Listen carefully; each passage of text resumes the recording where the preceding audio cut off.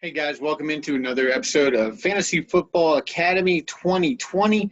As always, I'm the Dean, your host, and I'm coming here with you with a little late mock draft Monday, but what we're going to do is we're going to give you a double episode. That's right, we're going to turn this into a mock draft Monday, team build Tuesday video. It's going to be a little longer.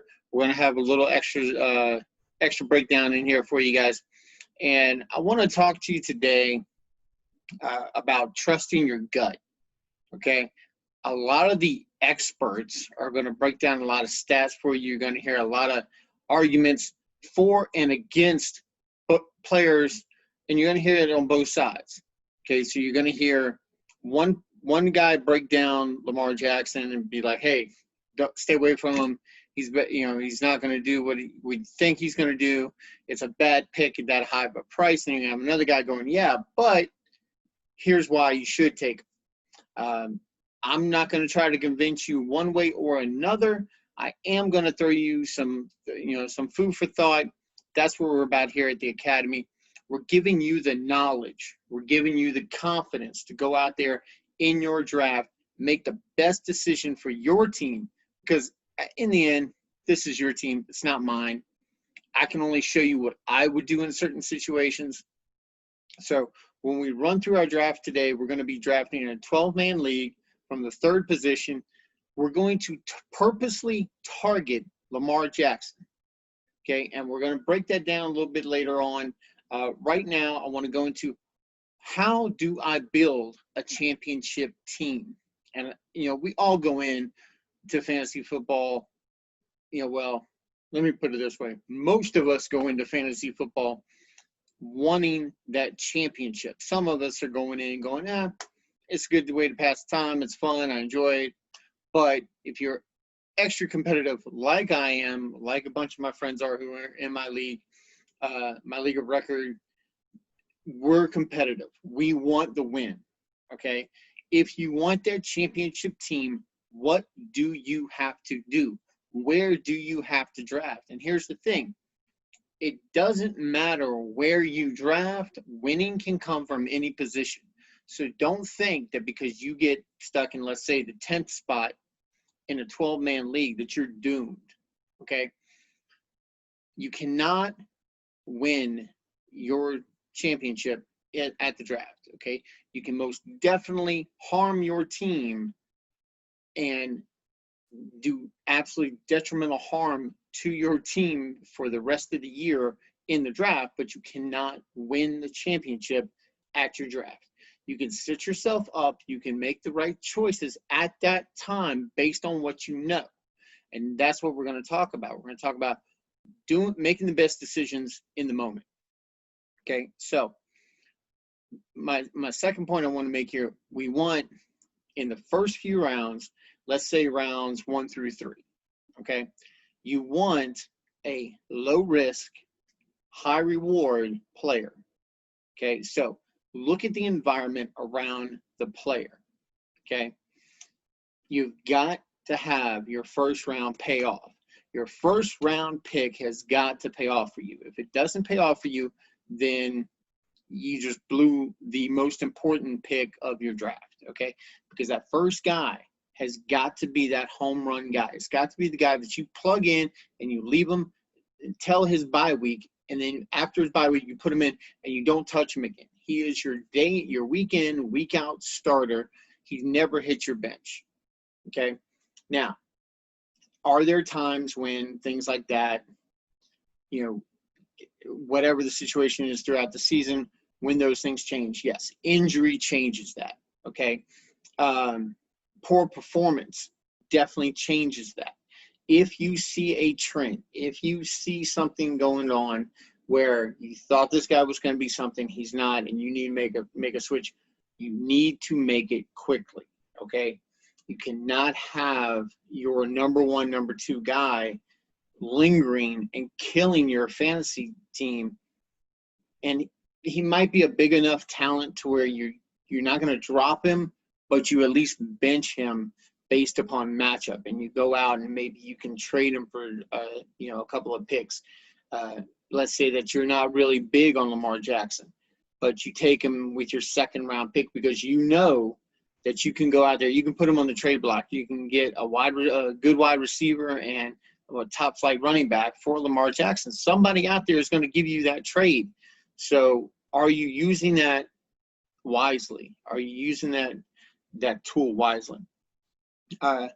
When you take what we call a boom or bust player, it's guys who are either going to blow up, they have a really good environment around them to where they could just blow up and just be absolutely phenomenal, or are they going to bust? Are these the guys who the expectations are just way too high? They're just astronomically out of reach. So guys like Christian McCaffrey, guys like Lamar Jackson, these are guys who have the potential to be big bust. However, they are low risk, high reward guys because no matter what their team's doing, they are the guy. Christian McCaffrey is the guy in Carolina, even more so now because they've replaced, as I've said before, their quarterback, their head coach, their offensive coordinator.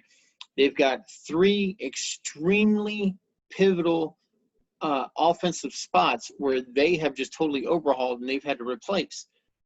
So Christian McCaffrey is that one staple. Now, the bad thing is that you and I know this.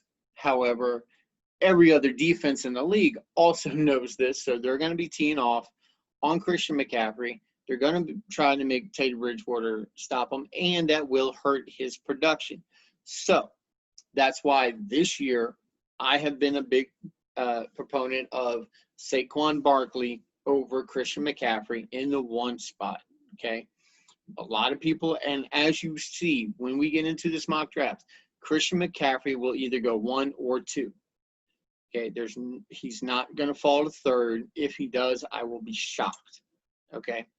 I've seen very few mock drafts. I've seen a couple where McCaffrey goes 3rd, but no lower, okay? So, like I said before, you have to look at the environment around the player. Remember, talent plus opportunity equals reward, okay? Simple math problem for you, and I'm not going to hit you with too many of those, but it's a very simple formula to remember. If they have the talent and if they have the opportunity, you will get the reward. Perfect example, Derrick Henry. Derrick Henry has the talent and the opportunity in Tennessee to be successful in fantasy football. Leonard Fournette has the talent and the opportunity to succeed in Jacksonville. Now, with everything that happened in the offseason, there's a possibility that, yes, he could see a limited time. But with that talent, there's no way that you can avoid having him on the field. So the coach is doing a disservice to himself, to the team, in order to make a point. And that basically just cost your job. If you look in Chicago with Matt Nagy, he tried to get cute last year by giving Tariq Cohen the ball when it should have been David Montgomery. Now Montgomery is expected, and I'm expecting him to have a much larger role this year as a lead back. I don't see Tariq Cohen vulturing too many carries from him, vulturing too many touchdowns from him. So look for David Montgomery to take a step up. This is one player that you can target a little later. That's going to be a good back for you. So if you want to go after a guy like Lamar Jackson, this is a guy who you can target, okay, later in the rounds. Now, here's things to remember. The experts are going to say things for effect. Okay, I heard today on one of the other channels that I listen to, a guy talking about the Buccaneers are going to win the Super Bowl. Huh? Look, he's saying that for shock value, okay? Does Tom Brady make the Bucs better? Yeah. He's going to not throw as many interceptions, but as far as getting the 5,000 yards, I don't think there's 5,000 yards left in Tom Brady's arm this year, regardless of who you give him, okay? He's got Godwin. He's got Evans. They brought Gronkowski out of retirement. They drafted a decent running back. He's got Jones in the backfield with him as well. But here's the thing. He might be making a playoff team. He ain't getting the Super Bowl. Okay. That means that you have to get past the Saints. Okay. Just in that division. Okay. We're not even talking about the NFC. We're talking about that division. If you talk about the NFC, he's got to get through Seattle. He's got to get through San Francisco. He's going to have to get through Arizona. Yes, I said it, Arizona. Don't sleep on him. He's got to get through Minnesota. Okay? These are teams I don't see the Bucs beating when it comes crunch time. So he's saying this for shock value. They're going to say things like Lamar Jackson is going to decline. McCaffrey is going to decline. Michael Thomas is going to decline. Duh. Anybody can tell you that. I could pull a guy off the street and have him tell you that it's not, sustainable that the three guys at the top of the leaderboard last year aren't going to be the same guys at the top of the leaderboard. Okay, that's just common sense. So they're saying these things, and you sit there and go, "Oh my God, McCaffrey's not going to perform. Michael Thomas is going to perform. Lamar Jackson is going to perform." Okay, we already know this. Stop it. Hit the brakes. Don't panic. That doesn't mean don't draft them. It just means be smart about where you draft them, okay? And what you're giving up when you do draft them, okay? If you draft McCaffrey, what are you giving up? Okay, you're giving up Saquon and Zeke, and that's about it. Okay, outside of that, every other running back is pretty much going to finish behind him, okay? You have to look at the potential, okay? They say things like Kyler Murray is going to have a Lamar Jackson type year this year because he has so many targets, and he's going to be a Pat Mahomes and this, that, the other. And Mahomes is going to have a bounce back year, and Brady is going to make the Bucs a playoff team, like I just said. They all hope that happens so that they can be right, so they can come on here, come on their channel, come on their show, and go, I told you. That's why you need to listen to me. That's why I'm the only one guys, I'm not going to say that to you, okay? I'm just going to tell you the truth. I'm going to give you an objective opinion about players and about the situation around players and let you make the decision because this is your team, okay? This is your diploma that you're getting from the academy, okay? The dean is handing out advice. That's it, okay? Here's the other thing.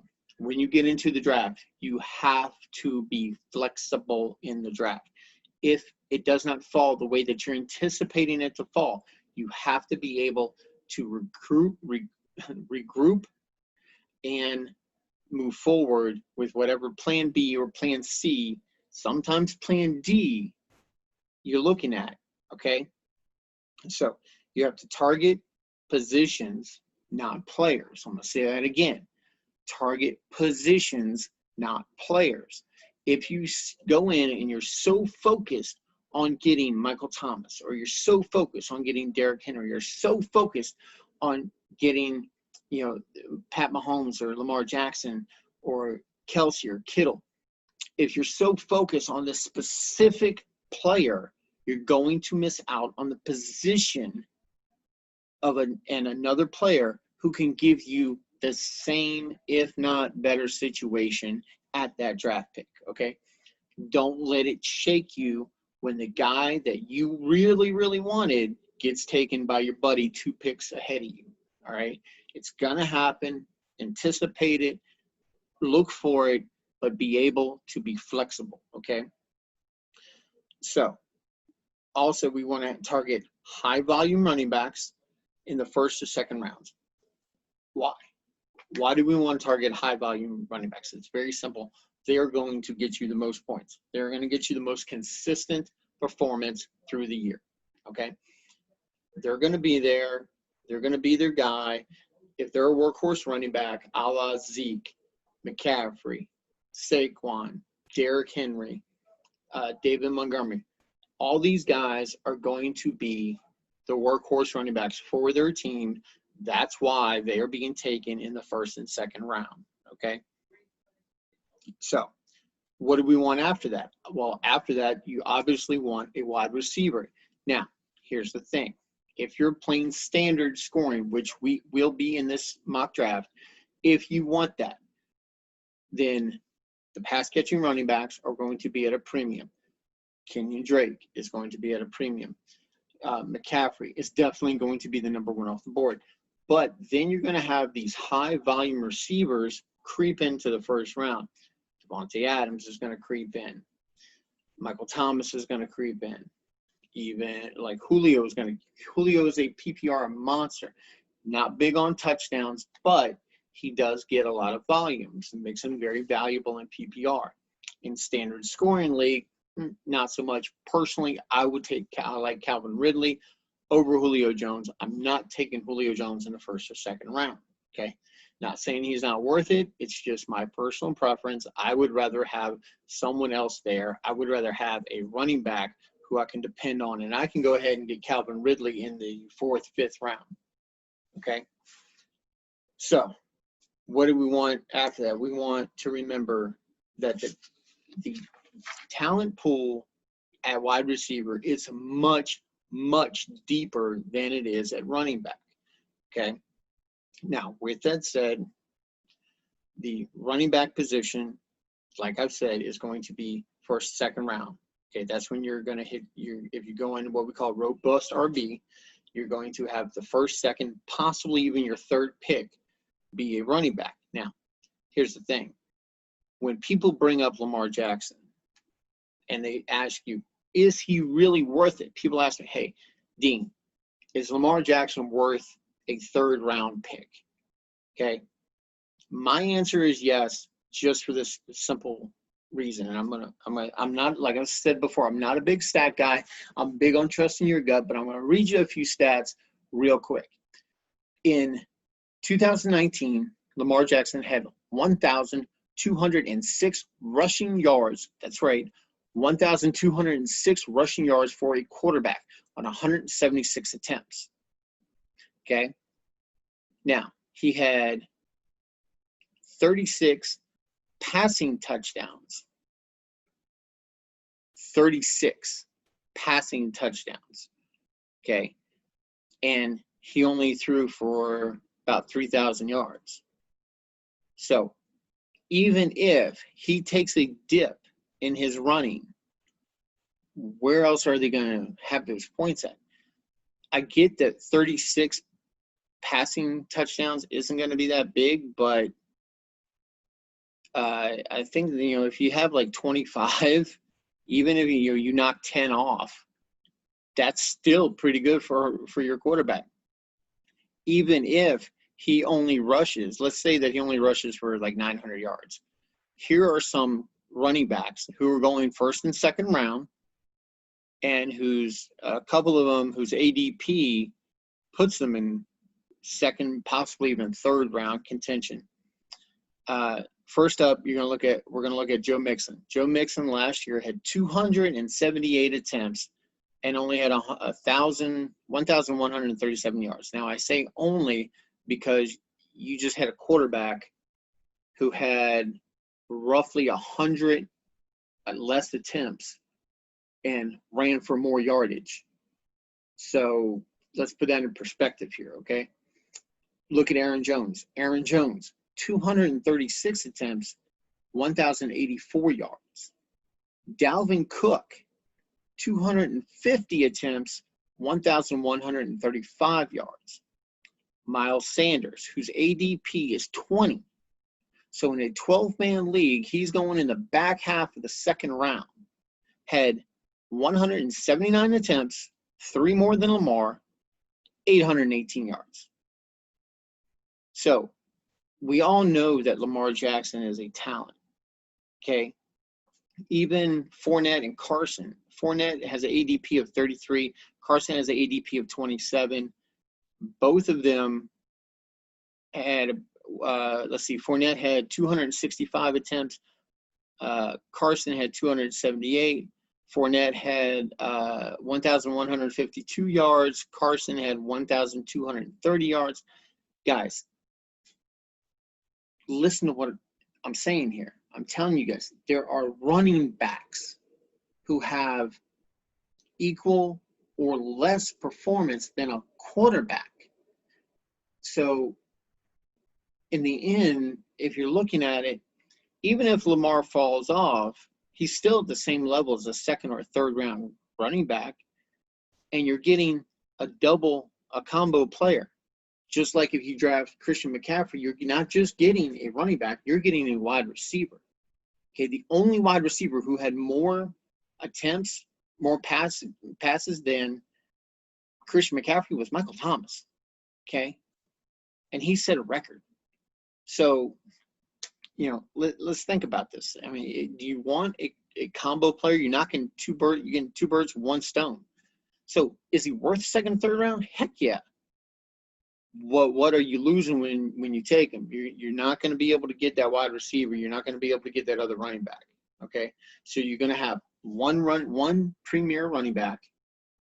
If you're lucky that he falls to the third round, you're going to get a top flight receiver, a top flight running back, and one of, if not the best quarterback going in fantasy right now. Okay, now what about Mahomes? You say, Dean, Mahomes doesn't have the same running stats that Lamar does. True. But he threw for 5,097 yards and 50 touchdowns 2 years ago, in 2018. Last year, when he had an off year, he threw for 4,031 yards and 26 touchdowns. And they won the Super Bowl. Okay, so he had 1,000 less yards, half the TDs, and he still finished as the top 8 quarterback in fantasy. Okay, for me, that's proof. For me, that's stability. Okay, I know that Mahomes was upset about his finish last year statistically. Okay, he wasn't upset about his contract. Congrats on the 10 years, the $500 million man. And I know he wasn't upset about winning the Super Bowl, but he knows that he did not perform like he did the year before. Okay, they just got Manu Toy with Clyde Edwards-Helaire. He still got the same pieces in place. They still basically have the exact same team from last year that they do this year. So you tell me, why should this be any different than 2018? Okay, when Bo Jackson came in, when Mike Vick came in, and when Pat Mahomes came in, they were game changers. These guys were guys like we had never seen before. We never saw anybody roll people over like Bo Jackson. We never saw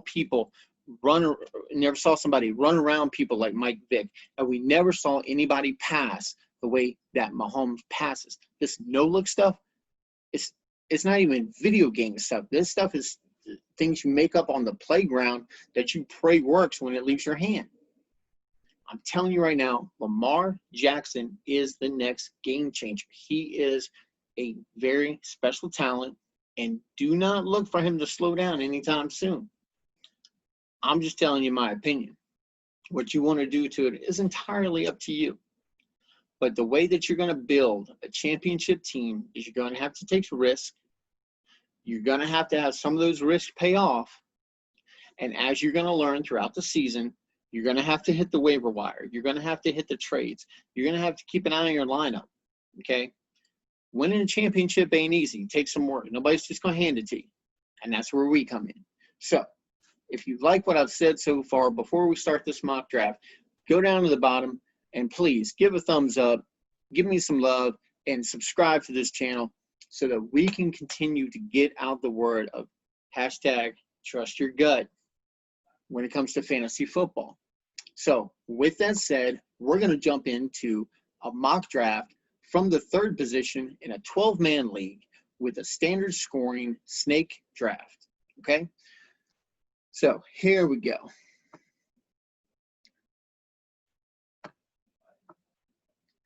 All right. As always, you guys know that I love me some Fantasy Pros. Hashtag not a sponsor. Hashtag would love for them to be a sponsor. So we got it all set up as we normally do.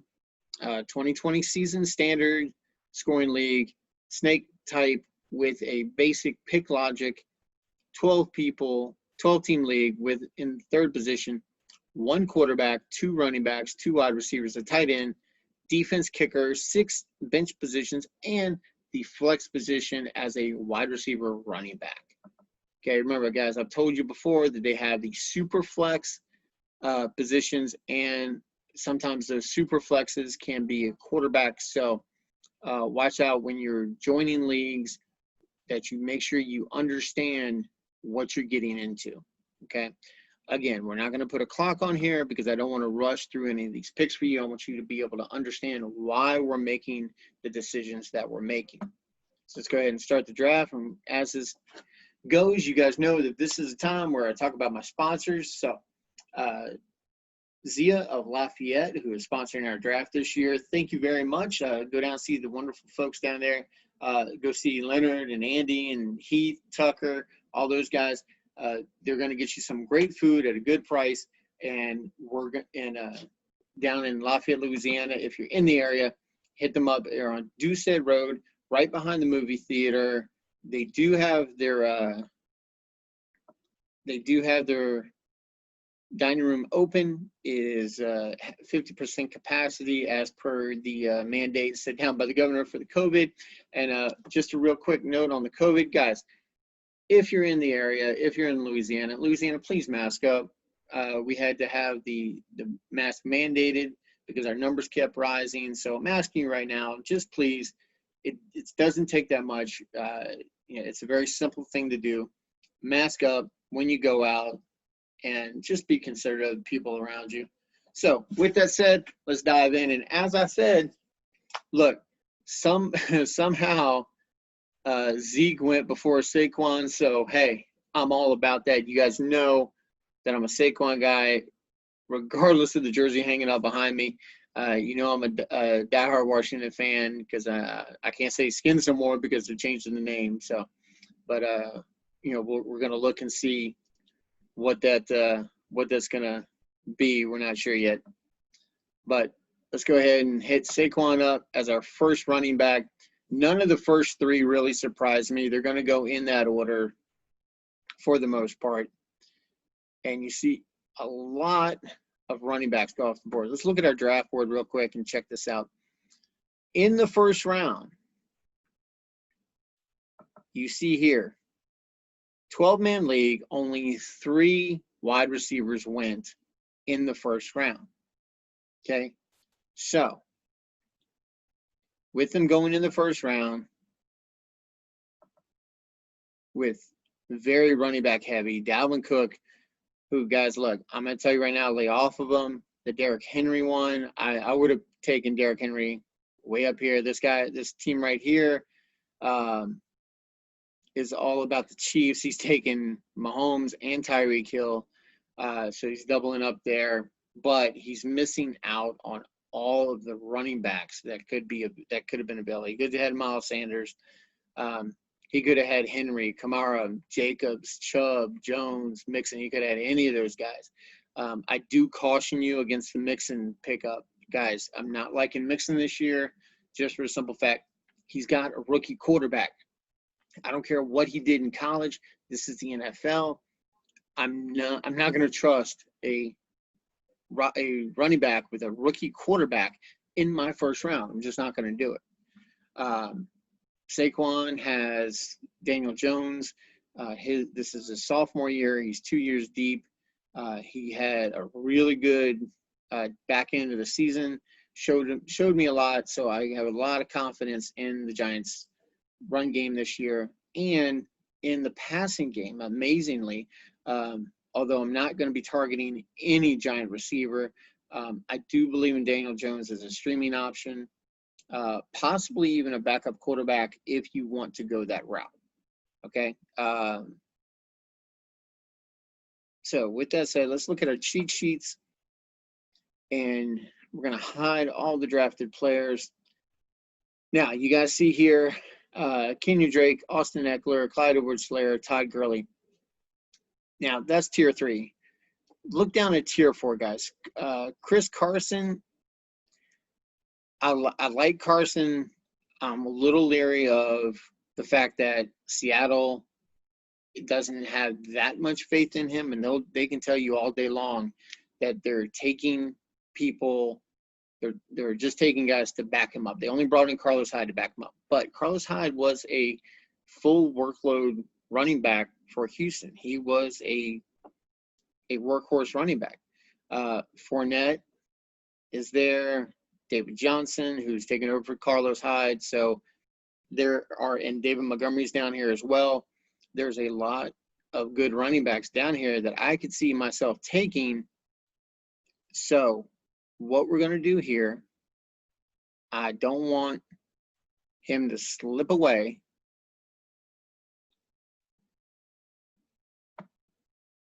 So we're going to go over here, and we're going to go quarterback. Go ahead and go with Lamar Jackson. It's my second pick. We're going to see what happens. Let's just see who we miss out on. Now, here's the thing. You're taking them from the third position, second round on the way back, okay? Who did we miss out on, okay? Did we miss out on anybody that we really, really wanted?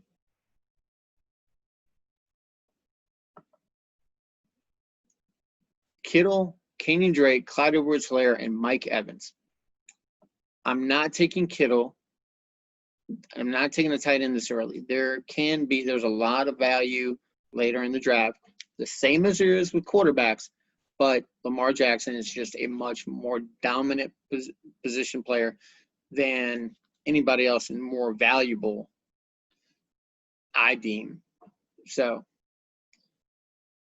Kenyon Drake, Clyde Edwards-Helaire, Mike Evans. I'm not taking any of these guys. Let's look at the other running backs. Okay. I believe in Austin Ekeler this year, just for the simple fact that I don't care who his quarterback is. He's still going to be intricate to the success of the Chargers. So I'll go ahead and take Ekeler there, and let's see what goes on throughout the rest. You see a lot of wide receivers going off the board now, mixed in with a few running backs. Now, Cam Akers went in the fourth round. Guys, I don't see that being a realistic spot for him. In your draft, in your live draft, I don't see a lot of people being high on him.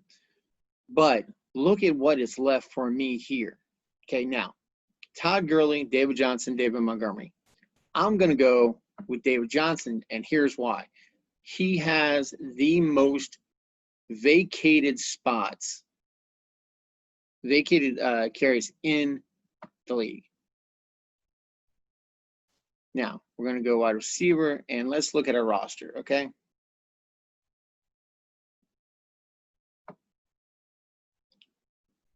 We got running back heavy, and we've still got, I believe, who is going to be eventually the number one wide receiver for Seattle. I'm going to go ahead with DK Metcalf.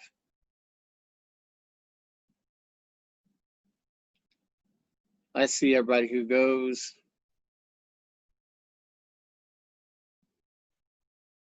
Let's look at the draft board real quick, guys. So,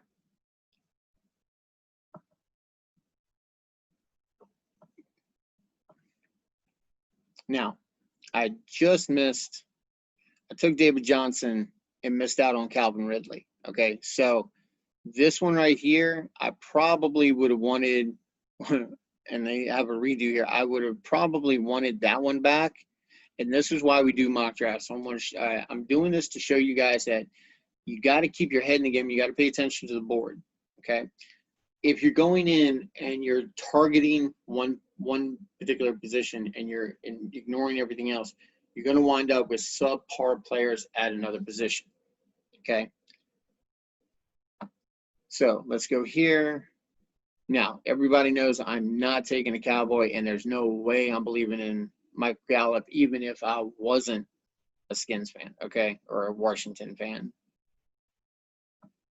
Let's go to the cheat sheet, and we're going to take a look at wide receiver.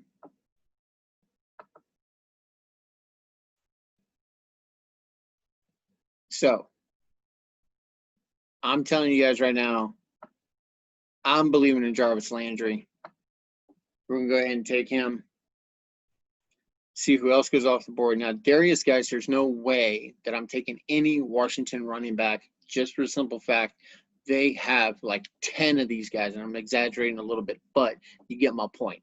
It is such a crowded backfield. You don't want anything to do with that, okay? Now, here's the other thing. Out of who's left, who has the best environment around them? Okay, Brandon Cooks is brand new coming into Houston. Will Fuller is established, but has a history of injuries, as well as Brandon Cooks. Brandon Cooks is like one hit away from having a concussion and being out of the league entirely. Marvin Jones, second fiddle to Kenny Golladay. Tyler Boyd. Guys, they brought A.J. Green back, and they still have John Ross. And it's a rookie quarterback. Who knows who he's going to gravitate to? Hollywood Brown. Yeah, they want to increase Lamar's passing. So, if you want to go ahead and go with him, fine. But I'm telling you right now, Baltimore is more of a run-heavy team. They brought in J.K. Dobbins. They still have Mark Ingram. They've got Lamar, who loves to run around. So they're not really a pass-heavy offense. Now, out of these guys, who has a new quarterback who's coming in, who's going to need to lean on somebody? That's right, the old man himself, Julian Edelman, teamed up now with Cam Newton. Guys, I'm telling you right now, Cam Newton with Bill Belichick, it's going to be scary. It's going to be something worth watching, okay? So if we look at our roster, we've got our quarterback locked up. We've got our running backs locked up. We've got our wide receivers locked up. Okay, so what does this mean? This means I get to come back and take shots at some players that I really, really want to take a shot at. And here's this is going to be more of a secure safety precaution. This is more of an insurance policy against Dalvin Cook. This is something that you could be able to use later in the year. Look, Dalvin Cook has not finished the season. Okay, he's gotten hurt at some point in time. He's threatening holdout. Whoever drafted Dalvin Cook, if it wasn't you, if you didn't draft Dalvin Cook, if you take Alexander Mattison and you stash him on your bench and you hold him until Cook gets hurt and you can plug him in, boom, you've got a number one wide receiver, and you got him later in the draft. He's going to us in the 7th round right now. So this is really, really good value. So you can use him as either trade bait or plug him in if one of your other guys isn't getting the job done. Okay. Now we're going to go down here, and this is what I'm talking about, guys. Have confidence in your picks. Don't go out there and go, oh man, I didn't get this guy, I didn't get that guy. Doesn't matter. Have confidence in your picks. Have confidence that your team that you put together is going to be a championship caliber team. So I'm going to go down here, and out of all these rookie wide receivers, I'm loving Justin Jefferson. He's down at 51, tier 6. He's there with CeeDee Lamb. He's there with Jerry Jeudy. Henry Ruggs is in the next tier at one spot away at 52, and Jalen Reagor at 54. I think that Justin Jefferson has the best environment around him. This round right here, because these guys are so far down, I'm going to go with Deontay Johnson, and let's see what happens. I like Deontay because everybody knows that Juju's going to get double coverage. And we see CeeDee Lamb, we see Jerry Jeudy off the board right there. Justin Jefferson still available, okay? Like I was saying, Deontay Johnson is going to get an opportunity with Big Ben coming back, okay? Now, even if Big Ben gets hurt, then the chemistry that he has with Juju is out the window. We don't know who, whenever the backup comes in, who is going to be there to have chemistry with whoever steps in for Big Ben. Okay. So with that said, I will take Diontae Johnson and take a flyer on him and see how that develops. Right now, we're going to go, because we went out early and we locked up our running backs. We don't have to stick around and take subpar running backs. We can take shots on guys who have a very high potential of success, like Justin Jefferson, who's sliding into the Stephon Diggs role, number 2 spot. Okay, guys? So let's look at our lineup. Down the bottom, we got wide receiver, running back, wide receiver, wide receiver. So let's see if there's any running back up here that's even worth taking a look at. And remember, we don't have to look at any of these quarterbacks because we already got ours locked up. Okay, so we're able to take flyers on guys like A.J. Dillon. Telling you, there's a lot of controversy going on in Green Bay. They're not going to want to pay Aaron Jones. I don't know what's going on with Aaron Rodgers because the Jordan Love acquisition during the draft. So taking A.J. Dillon is a good insurance policy. So we got 2 insurance policies right now. We've got a staple Julian Edelman as our backup. We got Diontae Johnson, who is coming off of his freshman year, going into the sophomore, and Justin Jefferson, who has a very high potential of success. So our bench is looking pretty good. Okay. Now, I've said before that you don't have to take a defense in these drafts, and you can still come out with a very good team. Now, you see Big Ben's off the board, Daniel Jones off the board, Tannehill is off the board. Let's go to the cheat sheets and we'll look at what is available for running back. Okay, so you might say, hey, Dean, you're so high on Cam, why don't you draft him? Well, you know what? I think we will. We'll go ahead and take him as a backup. Now, look at what we missed out on. Let's look at this draft board, and you tell me if you're really worried about missing any of these guys. I missed out on Rashad Penny, 3rd-string running back. Baker Mayfield, who knows what that's going to happen. Again, Adrian Peterson, the guy's like 75 years old. He's still chugging along, but, I mean, really? In a crowded backfield like that, is that really who you want to take right there? And Chase Edmonds. Look, if Drake gets hurt, great, that's an insurance policy, but I don't see it happening, okay? So let's go to cheat sheets and look at who they left for us. Look down here, guys. Jalen Reagor. And you might say, hey, why not take Ruggs? Why not take Ruggs? Look, I don't trust the Raiders. Very simple. I don't trust them. I know what's going to happen with this.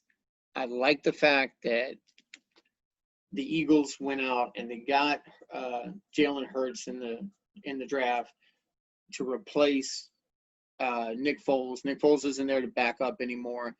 Wentz goes down. I like Jalen Hurts. I like what I saw in college. So I have confidence there. I'm not worried about making that pick with Jalen Reagor, regardless of who his quarterback is. So going up here, let's look at what we have for tight end. Now, Hayden Hurst, Noah Fant. I like Noah Fant out of these two. But I'll tell you right now, TJ Hawkinson is not going to be a slouch, okay? He has a really good potential at blowing up, but out of the two, I'm going to tell you right now, I'm going to take Noah Fant. I like the chemistry that he's shown with Drew Lock up there in Denver. So let's see what we've got going on so far. We've got our